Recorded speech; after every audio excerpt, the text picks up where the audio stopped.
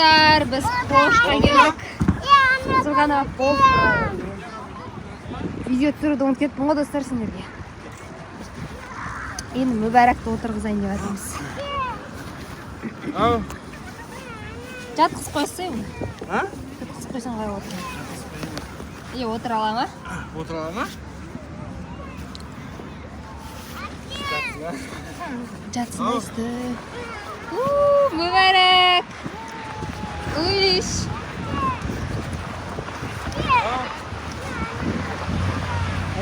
Мә, суғыя кәдімгі теші.